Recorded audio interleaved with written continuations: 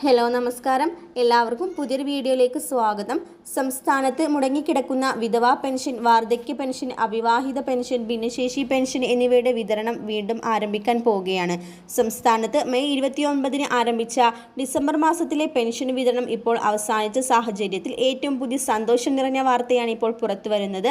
December മാസത്തിലെ pension വിതരണം അവസാനിച്ചു. അതോടുകൂടി 2023-ലെ പെൻഷൻ വിതരണം കഴിഞ്ഞു. ഇനി 2024-ലെ പെൻഷൻ വിതരണമാണ് ആരംഭിക്കുന്നത്. ഇനി എല്ലാ മാസവും പെൻഷൻ വിതരണം ഉണ്ടായിരിക്കും. ഇനി ജനുവരി മാസം മുതൽ ജൂൺ മാസം വരെയുള്ള പെൻഷൻ വിതരണം സർക്കാരിന്റെ ഭാഗത്തു നിന്നും ആരംഭിച്ചു. ബാങ്ക് അക്കൗണ്ടുകൾ നൽകിയിട്ടുള്ളവർക്ക് അക്കൗണ്ടിലേക്കും സഹകരണ സംഘം ഉദ്യോഗസ്ഥർ വഴി പെൻഷൻ സ്വീകരിക്കുന്നവർക്ക് കൈകളിലേക്കുമായിരിക്കും തുക ലഭിക്കുക. പെൻഷൻ കുടിശ്ശിക മുഴുവൻ വിവിധ ഘട്ടങ്ങളിലായി വിതരണം ചെയ്യുമെന്ന് കഴിഞ്ഞ ദിവസം മുഖ്യമന്ത്രി പ്രഖ്യാപിച്ചിരുന്നു. 2024 ജനുവരി മാസത്തിലെ തുക ജൂൺ 25-26 എന്ന തീയതിക്കുള്ളിൽ തന്നെ ആരംഭിക്കുമെന്നാണ് ഇപ്പോൾ പ്രധാനമായും പുറത്തുവരുന്ന അറിയിപ്പ്. സംസ്ഥാന സർക്കാർ ഇതിന്റെ ഭാഗമായി 1500 കോടി രൂപ കടമെടുക്കും. ഇതിൽ നിന്ന് ഒരു മാസത്തെ പെൻഷൻ തുകയാണ് വിതരണം ചെയ്യുക.